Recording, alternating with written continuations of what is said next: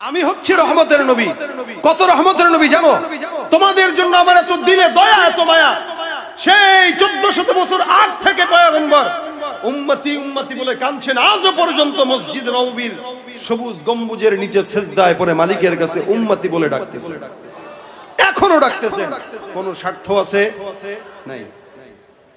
এই জন্য আল্লাহ পাক রব্বুল আলামিন বলেন, আসমানের নিচে জমিনের উপরে আমি আল্লাহ পাক রব্বুল আলামিনের পরে সবচেয়ে মহব্বত ওয়ালা নবী হলেন মুহাম্মদুর রাসূলুল্লাহ সাল্লাল্লাহু আলাইহি ওয়াসাল্লাম। আল্লাহর নবী সাল্লাল্লাহু আলাইহি ওয়াসাল্লাম কেমন দয়া করতেন? রাসূল করিম সাল্লাল্লাহু আলাইহি ওয়াসাল্লাম আল্লাহ পাক রব্বুল আলামিনের বান্দাদের জন্য কত দিলে মায়া। কারণ রাসূল জানে আমি তো জিন্দেগিতে থাকবো না, বিদায় হয়ে যাওয়া লাগবে। আমার ইন্তেকালের পর আমার উম্মতদের অবস্থা কি হবে এটা আল্লাহ ছাড়া কেউ জানে না। কারণ জাহেলি জামানা চলে গেছে, কিন্তু কিয়ামত সামনে বিদ্যমান। আমি রাসূল সাল্লাল্লাহু আলাইহি ওয়াসাল্লামের আগমনের কারণে কিয়ামতের প্রথম আলামতগুলো শুরু হয়ে গেল। বড় বড় যে আলামতগুলো এগুলো সামনে আছে, রাসূল নিজে বেঁচে থাকা অবস্থায় রাসূল বলেছেন কিয়ামত এমন অবস্থা আমার 2 আঙ্গুল যেরকম নিকটবর্তী, এই কিয়ামত as-সাআহ কাহাতাইন। রাসূল করিম সাল্লাল্লাহু আলাইহি ওয়াসাল্লাম বলেন এই 2 আঙ্গুল এমন যেরকম কাছাকাছি, আল্লাহ পাক রব্বুল আলামিন কিয়ামতটাকে এমন কাছাকাছি রেখে দিয়েছেন, আর বেশি দেরি নয়। 1400 বছর আগে পয়গম্বর যদি এমন কথা বলে, আল্লাহ নবী সাল্লাল্লাহু আলাইহি ওয়াসাল্লাম যদি তখন এই কথা বলতে পারে, তার মানে কত বছর হয়ে গেল? বর্তমান সমাজের হালত অনুযায়ী মনে হয় কিয়ামত আর বেশি দিন বাকি নাই, ঠিক কি না? আল্লাহর নবী তখন দোয়া করে গেলেন, বান্দাদের জন্য দোয়া করলেন। কারণ পয়গম্বর জানে আমার ইন্তেকালের পর আল্লাহ পাক রব্বুল আলামিন উম্মতের সঙ্গে কেমন আচরণ করবেন এটা আমার জানা নাই, যার কারণে আল্লাহর কাছ থেকে আমার ওয়াদা নেওয়া লাগবে। মালিক রব্বুল আলামিন আমার উম্মতের সঙ্গে কেমন আচরণ করবে এটা আমি জানি না। আল্লাহ পাক রব্বুল আলামিন পয়গম্বরের ইন্তেকালের আগে কিন্তু সবকিছু সুন্দর করে পরিষ্কার করে দিয়েছেন। যখন নাকি দিন সম্পূর্ণ হয়ে গেল, আল্লাহ পাক রব্বুল আলামিন বলেন আল-ইয়াওমা আকমালতু লাকুম দীনাকুম ওয়া আতমামতু আলাইকুম নি'মাতি ওয়া রাদিতু লাকুমুল ইসলাম দীনা। সমস্ত সাহাবা একরামদের ভিতরে কেমন যেন একটা হতাশা নেমে আসলো।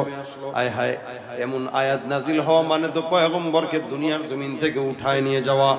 এ মুসলমান, আল্লাহর রাসূল সাল্লাল্লাহু আলাইহি ওয়াসাল্লামকে আল্লাহ পাক বলেন দিনটা পরিপূর্ণ হয়ে গেল, তার মানে আপনার আমার কাছে আসার সময় হয়ে গেল। রাসূল করিম সাল্লাল্লাহু আলাইহি ওয়াসাল্লাম ডাক দিয়ে বলে, আল্লাহ দিন যেহেতু পরিপূর্ণ, আমি যেহেতু বিদায় হয়ে যাব, হে রব্বে কারীম আমার সমস্ত উম্মতরা দুনিয়ার জমিনে বেঁচে থাকবে, তাদের সঙ্গে কেমন আচরণ করা হবে এটা আমি জানি না। অন্য নবীর উম্মতদেরকে যখন দুনিয়ার জমিনে গুনাহের কারণে তাদেরকে এমন ভাবে আযাব দেওয়া হতো, আমি নবী দুনিয়ার জমিনে ইন্তেকালের পর রব্বুল আলামিন তুমি তাদের সঙ্গে কি ব্যবহার করবা আমার সঙ্গে ওয়াদাবদ্ধ না হওয়া পর্যন্ত আমি পয়গম্বরের দিলে শান্তি আসবে না। আল্লাহ পাক রব্বুল আলামিন বলেন ওয়ালা সাউফা ইউতিকা রাব্বুকা ফাতারদা। আল্লাহ পাক রব্বুল আলামিন অচিরেই আপনার রব আপনাকে সন্তুষ্ট করবেন। কেমনে সন্তুষ্ট করবে? বলে আপনার যত চিন্তা আছে, পেরেশান আছে উম্মতদেরকে নিয়ে, আমি আল্লাহ সমস্ত পেরেশানি আপনার উম্মতের ব্যাপারে আল্লাহ আমি আসান করে দিব। কিভাবে আসান করবেন? রাসূল সাল্লাল্লাহু আলাইহি ওয়াসাল্লাম বলেন আল্লাহ সারা দুনিয়ার উম্মতরা যারা কিয়ামত পর্যন্ত আসবে, এরা আমি পয়গম্বরকে দেখবে না, এরা আমি পয়গম্বরকে দেখে নাই, জানে না। দুনিয়ার জমিনে আমার সাহাবা আজমাইন আমাকে দেখলো, আমাকে মানলো, আমার সব কথা শুনলো, কিন্তু শেষ জামানার উম্মতরা আমি নবীকে দেখবে না, জানবে না, শুনবে না। তারা আমি নবীকে কেমনে মানবে, কেমনে বুঝবে? যার কারণে আল্লাহর নবী সাহাবাদেরকে বন্ধু বলেন নাই, আপনার মতো আমার মতো উম্মতদেরকে বন্ধু বলেছেন। আল্লাহর সাহাবা পয়গম্বরের সাহাবা একরামরা ডাক দিয়া বলেন, ইয়া রাসূলুল্লাহ আপনি এত সাহাবা আজমাইনদের দল থাকতে কেমনে আপনি অন্য কাউকে বন্ধু বলেন? যাদেরকে আপনি বন্ধু বললেন তারা কে? পয়গম্বর বলেন তোমরা আমার সাহাবী। যেই সমস্ত উম্মতরা আমার ইন্তেকালের পরে দুনিয়ার জমিনে আসবে, এরা আমি নবীকে দেখবে না, এরা আল্লাহ পাক রব্বুল আলামিনকে দেখে নাই, এরা আমি নবীর মুজিজাও দেখবে না, কিন্তু এরা আমাকে না দেখে আমি রাসূলের জন্য জীবন দিতে তৈয়ার হবে। নিঃসন্দেহে জেনে রাখবা ওই শেষ জামানার উম্মতরাই হলো আমি পয়গম্বরের বন্ধু। সুবহানাল্লাহ। এই জন্য আল্লাহ পাক রব্বুল আলামিন পয়গম্বরের বন্ধুদেরকে মুমিন বলে ডেকেছেন। অন্যান্য কিতাবের ভিতরে অন্যান্য নবীদের উম্মতদেরকে আল্লাহ মিসকিন বলেন। মুহাম্মদুর রাসূলুল্লাহ সাল্লাল্লাহু আলাইহি ওয়াসাল্লামকে আল্লাহ পাক রব্বুল আলামিন কোরআনের ভিতরে অন্য কোন শব্দ দিয়ে ডাকেন নাই। আল্লাহ বলেন ইয়া আইয়ুহাল্লাযীনা আমানু, অর্থাৎ হে মুমিনের দল, রব্বুল আলামিন আপনার মতো আমার মতো নালাক নাখান্দা বান্দাদেরকে নাম দিয়েছেন মুমিন। কি জোরে বলেন মুমিন। তার মানে একজন মুমিন যে হবে সে নামাজ পড়বে, একজন মুমিন যে হবে সে যাকাত আদায় করবে, একজন মুমিন যে হবে সে রাসূলের সুন্নাত মানবে, একজন মুমিন যে হবে সে হক কথা টাকার বান্ডিল দেখার পরেও বলে যাবে, একজন মুমিন যে হবে সে কাউকে ধোঁকা দিতে পারবে না, একজন মুমিন যে হবে কারণ জায়গা নষ্ট করতে পারবে না। যার মানে আল্লাহ পাক রব্বুল আলামিন এই মুমিন শব্দটা আপনাকে আমাকে বলেছেন যারা বর্তমানে নিজেদেরকে মুমিন দাবি করে কিন্তু ঈমান নাই, যারা বর্তমানে নিজেদেরকে মুসলমান দাবি করে নামাজ নাই, রোজা নাই, হজ নাই, যাকাত নাই, ঈমান নাই, আখলাক নাই, যতই দাবি করুক দাবির নাম মুসলমান না, এটা হলো ভণ্ডামি। ঠিক কিনা? তুমি রমজান এলে রাখো না রোজা, দিনকে করো আঘাত, পয়সা করির নেই তো অভাব, দাও না তো যাকাত। আছে না নাই? মুসলমান দাবি করে নামাজের কথা বলবেন ভাই, প্যান্টের সমস্যা, কিসের সমস্যা? রোজার কথা বলবেন, কিসের সমস্যা? Diabetes, gastric. নামাজের কথা বললে লুঙ্গি প্যান্ট সব নাপাক। যাদের প্যান্ট 30 বছর বয়সেও নাপাক থাকে এদেরকে প্যাম্পাস পরানো দরকার। ঠিক কিনা? তুমি রমজান এলে রাখো না রোজা, দিনকে করো আঘাত, পয়সা করির নেই তো অভাব, দাও না তো যাকাত। তুমি ইমানদারির বড়াই করো, নেই তোমার ঈমান, ইমানদারির বড়াই করো, নেই তোমার ঈমান। তুমি কেমন মুসলমান, তুমি কেমন মুসলমান? নামাজের সাথে নাই পরিচয়, মানো না কোরআন, নামাজের সাথে নাই পরিচয়, মানো না কোরআন। তুমি কেমন মুসলমান? ঠিক কিনা? নবীর উম্মত দাবি করো, সুন্নাহ মানো না, নবীর অপমানে তোমার হৃদয় কাঁদে না।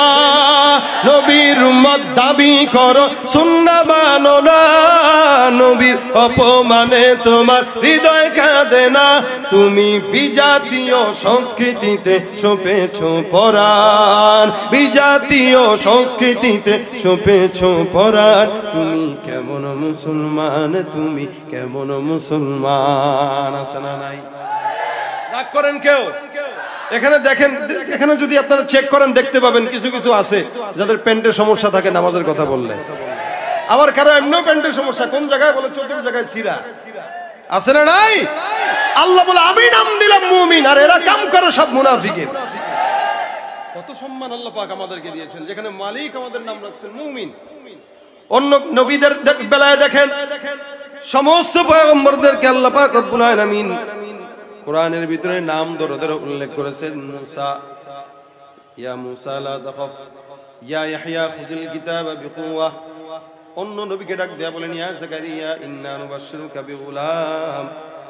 অন্য আয়াতের ভিতরে আল্লাহ পাক রব্বুল আলামিন বলেন ওয়া ইব্রাহিমা ওয়া ইসমাঈলা ওয়া যাল কিফ। সমস্ত পয়গম্বরদেরকে রব্বুল আলামিন নাম ধরে ধরে ধরে ধরে উল্লেখ করেছেন, কিন্তু মুহাম্মদুর রাসূলুল্লাহ সাল্লাল্লাহু আলাইহি ওয়াসাল্লামের পাল্লা যখন আসলেন আল্লাহ পাক বলেন অন্য নবী আর মুহাম্মদ নবী এক হতে পারে না। আমি রব্বুল আলামিন অন্যদেরকে নাম ধরে ডাকলাম কিন্তু মুহাম্মদকে নাম ধরে ডাকবো না। মুহাম্মদকে আমি আল্লাহ ডাকলাম ইয়া আইয়ুহান নবী। এই জায়গায় রব্বুল আলামিন নবী বলে সম্বোধন করেছেন। শুধু তাই নয়, উম্মতদেরকে বলেছেন খবরদার তোমরাও কিন্তু অন্যদেরকে যেমন ভাবে নাম ধরে ধরে ডাকো, মুহাম্মদুর রাসূলুল্লাহকে তোমরা কোনোদিন নাম ধরে ডাকবা না। আমি আল্লাহ নাম ধরে ডাকি নাই, যখনই নাম ধরলাম তখন নামের সঙ্গে পয়গম্বরের লকব লাগায় দিলাম। সুবহানাল্লাহ। মুহাম্মদুর রাসূলুল্লাহ ওয়াল্লাযীনা মাআহু আশিদ্দাউ আলাল কুফফার। রব্বুল আলামিন বলেন, আল্লাহ পাক রব্বুল আলামিন বলেন মুহাম্মদ হলো আল্লাহর রাসূল।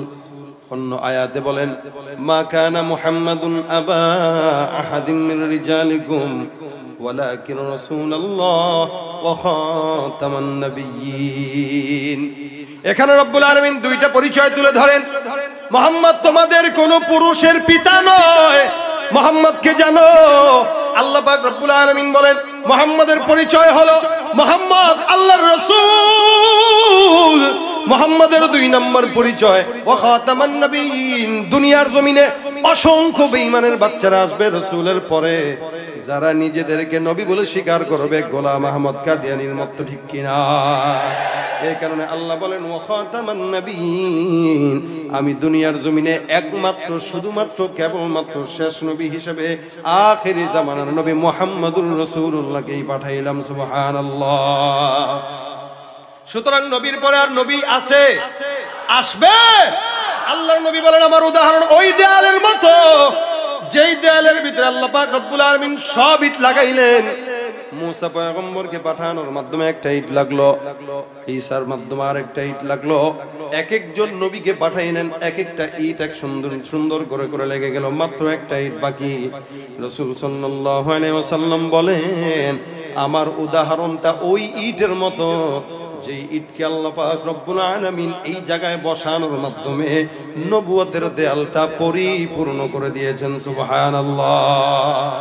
শুধু তাই নয়, পরিপূর্ণ করেন নাই আল্লাহ পাক রব্বুল আলামিন বলেন তোমাদের জন্য আমি আল্লাহ পাক রব্বুল আলামিন রহমতের নবী একজনকেই পাঠাইলাম, কারণ আমি নিজে দয়া পছন্দ করি। আমার নবীকেও পাঠাইলাম, নবীও যেন দয়া মায়া পছন্দ করে, যার কারণে সমস্ত মহাব্বত দিয়ে আমি পয়গম্বরকে পাঠানোর পরে আমি তোমাদের জন্য রাসূলের দিলের ভিতরে দুনিয়ার মহাব্বত ঢেলে দিলাম। এত মহাব্বত রাসূলের পয়গম্বরের উম্মতদের জন্য। জাবের বিন আব্দুল্লাহ রাদিয়াল্লাহু তাআলা আনহু বর্ণনা করেন আমি একবার এমন অবস্থায় ছিল, কোন একটা সফরে যাচ্ছিলাম। আল্লাহর নবী সাহাবী জাবের ইবনে আব্দুল্লাহ রাদিয়াল্লাহু তাআলা আনহুর পিতা কোন এক যুদ্ধে, উহুদের যুদ্ধে শহীদ হন। উনি একা ছিলেন, ওনার 7 বোন ছিল। যখন নাকি বাবার ইন্তেকাল হয়, বাবার ইন্তেকালের পরে জাবের ইবনে আব্দুল্লাহ রাদিয়াল্লাহু তাআলা আনহু পেরেশান, কারণ চতুর্দিক থেকে ঋণের বোঝা ছিল। এদিক দিয়ে বোনদেরকেও লালন পালন করা লাগতো, এদিক দিয়ে নিজের অবস্থাও ভালো না। জাবের বিন আব্দুল্লাহ বলেন জাতুর রিকা যুদ্ধের ভিতরে আমরা যখন রওনা হয়ে গেলাম, সকল সাহাবায়ে কেরাম রওনা হয়ে গেলেন। আমার উটটা এত দুর্বল, এই দুর্বল উট নিয়ে আমি সামনে আগাইতে পারছিলাম না, আমি পিছনে পিছনে আস্তে আস্তে আগাচ্ছিলাম। সমস্ত সাহাবা আজমাইনরা সামনে সামনে আগায়, আমার পয়গম্বর একদম কাফেলার সবার শেষে, আমি রাসূল করিম সাল্লাল্লাহু আলাইহি ওয়াসাল্লামের একটু আগে। আল্লাহর নবী সাল্লাল্লাহু আলাইহি ওয়াসাল্লাম আস্তে আস্তে করে সামনের দিকে আগায়। আমাকে এমন অবস্থায় পেলেন যে আমি উটের থেকে নিচে নেমে উটকে হাওদা দিয়া সামনে উটকে আগে আগে আগায় বাড়াচ্ছিলাম। পয়গম্বর মুহাম্মদুর রাসূলুল্লাহ সাল্লাল্লাহু আলাইহি ওয়াসাল্লাম আমাকে তাকায় দেখে ডাক দিয়া বলে জাবের, কি ব্যাপার, তোমার কি সমস্যা? জাবের বলেন ইয়া রাসূলুল্লাহ, আমার উটের দিকে তাকায় দেখেন দুর্বল, এমন দুর্বল উট নিয়ে আমি রওনা হয়ে গেলাম, কারণ আমার আর্থিক অবস্থা খারাপ, আমি ঋণগ্রস্ত পয়গম্বর। যুদ্ধের ময়দানে আপনার সঙ্গে যেতে পারাটা আমার জন্য সৌভাগ্যের, যার কারণে দুর্বল উট নিয়ে আমি আপনার জন্য যুদ্ধের ময়দানে রওনা হয়ে গেছি। আল্লাহর রাসূল সাল্লাল্লাহু আলাইহি ওয়াসাল্লাম বলেন হে জাবের, তোমার উটের লাঠিটা আমার কাছে দাও, নয়তো অন্য কোন একটা লাঠি আমার কাছে এনে দাও। জাবের বলেন আমি যখন পয়গম্বরকে লাঠি দিলাম আগিয়ে, রাসূল করিম সাল্লাল্লাহু আলাইহি ওয়াসাল্লাম লাঠিটা সুন্দর করে ধরলেন, ধরার পরে আমার উটের দিকে পেটের ভিতরে একটা দুইটা খোঁচা মারলেন। আল্লাহর রাসূল সাল্লাল্লাহু আলাইহি ওয়াসাল্লাম এছাড়া আর কিছুই করলেন না। আল্লাহর নবী আমাকে ডাক দিয়ে বলে জাবের, আমি উটকে একটু খোঁচা দিয়ে দিলাম, আল্লাহ ভরসা উটের উপরে উঠে বসো। জাবের রাদিয়াল্লাহু তাআলা আনহু বলেন আমি পয়গম্বরের আদেশ পাওয়ার পর উটটার উপরে চড়ে বসলাম। আমি আল্লাহর কসম করে তাকায় বললাম, আমার উটটা এমন ভাবে চলা আরম্ভ করলো, রাসূল করিম সাল্লাল্লাহু আলাইহি সাল্লাম তার উটটাও আমার উটের সঙ্গে এখন দৌড়ায়া পাল্লা দেওয়া শুরু করে দিল। যে উটটা এত দুর্বল, ওই উটটা এখন রাসূল সাল্লাল্লাহু আলাইহি সাল্লামের উট যেমনে যায় আমার উটটাও সেদিকে যায়। আল্লাহর নবীর উট যত দূর দৌড়ায় আমার উটটাও ঠিক তেমন ভাবে দৌড়ায়। রাসূল আমার উটের সঙ্গে হাঁটে আর আমাকে ডাক দেয়া বলে যাবে, উটটাকে তুমি আমার কাছে বিক্রি করবা কিনা? দেখেন মুহাম্মদুর রাসূলুল্লাহ সাল্লাল্লাহু আলাইহি ওয়াসাল্লামের কিন্তু উটের প্রয়োজন নাই। জাবেরকে ডাক দেয়া বলে জাবের তুমি উট বিক্রি করবা কিনা? জাবের বলে ইয়া রাসূলুল্লাহ বিক্রির প্রয়োজন নাই। হে পয়গম্বর, আপনার মতো রাসূলকে আমি আমার উটটা হাদিয়া দিয়ে ধন্য হতে চাই। আল্লাহর নবী সাল্লাল্লাহু আলাইহি ওয়াসাল্লাম বলেন, না না, তোমার হাদিয়া দেওয়া দরকার নাই, তোমার কাছে আমি কিনবো, তুমি ব্যবসায়িক আলোচনা করো। দেখেন, এটা আমার রাসূলের সুন্নাত। এমন কিছু মানুষ আমরা দেখতে পাই, আমাদের ওলামায়ে কেরামরা যদি যায়, কিছু গরিব মানুষ আছে দোকানের ভিতরে, চায়ের দোকানদার অথবা অন্য কোনো দোকানদার, আলেমদেরকে দেখলে সম্মান করে দোকান থেকে ফ্রি খাওয়াইতে চায়, আছে না নাই? এটা হলো রাসূলের আখলাক। ফ্রি তো দিতেই যাবে, কারণ মহব্বত।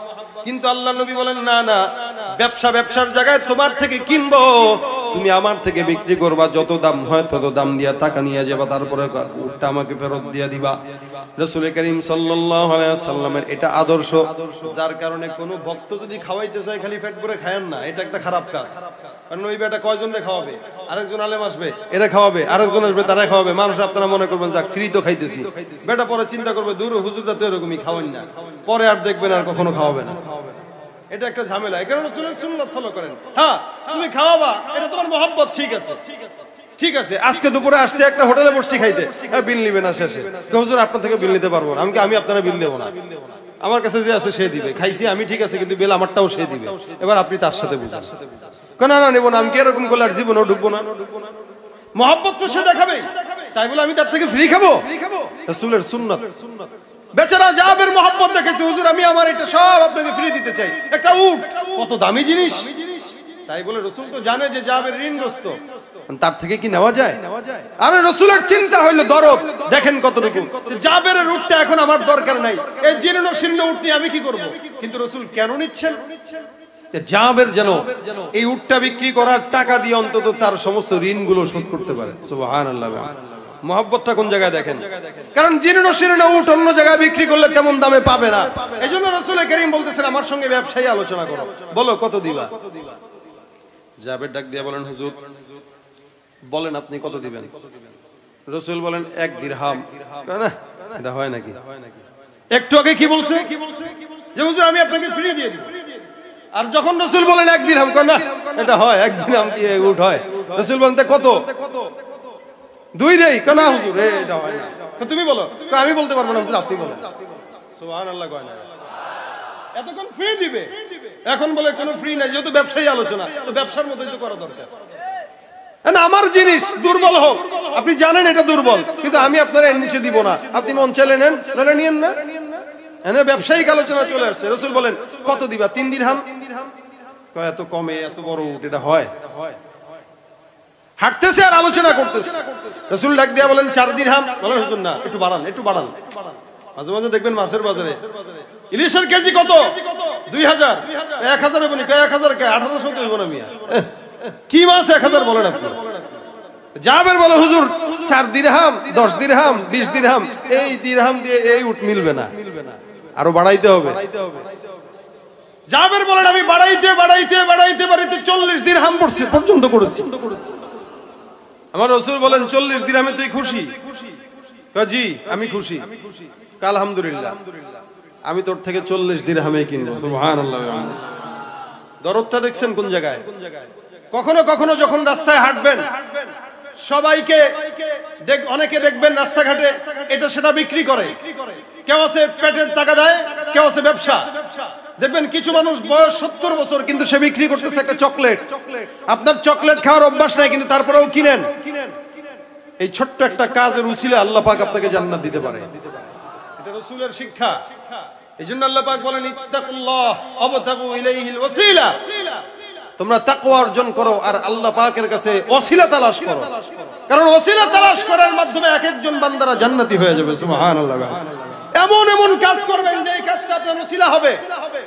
আপনি কখনো রাস্তা দিয়ে হেঁটে যাচ্ছেন, একটা মুরব্বী মহিলাকে দেখলেন কিছু ফল নিয়ে বসছে, আপনার দাদির বয়সী, আপনার মায়া লাগলো, আপনার পকেটে টাকা কম, আপনি যাচ্ছিলেন অন্য কোনো কাজে, এই দিলের থেকে দরদ নিয়ে মহিলার থেকে সমস্ত ফলগুলা খরিদ করলেন। খরিদ করার পরে আপনার আমলের খাতায় লিখে রাখেন যে আল্লাহ আজকের যে এই কাজটা করলাম, এই কাজটা শুধুমাত্র আপনার থেকে নাজাত পাওয়ার ওসিলায় করলাম, এই ফল আমার দরকার ছিল না। মহিলা খুশি হয়েছে তো আপনি খুশি।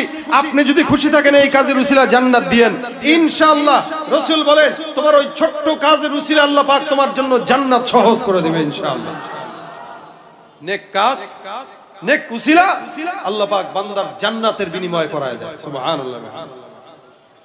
রাসূল সাল্লাল্লাহু আলাইহি ওয়াসাল্লাম বলেন 40 দিরহাম দেব, তাড়াতাড়ি উটটা দিয়া দাও। জাবের বিন আব্দুল্লাহ ডাক দিয়া বলতেছেন, না না, শর্ত হইল আমি এখান থেকে জাতুর রিকা পর্যন্ত যাব, আবার জাতুর রিকা থেকে মদিনায় পর্যন্ত যাব। গাড়িটা এখন চালায় চালায় যাচ্ছি, আপনি যদি পয়গম্বর উটটা নিয়ে নেন আমি কোন জায়গায় চড়বো?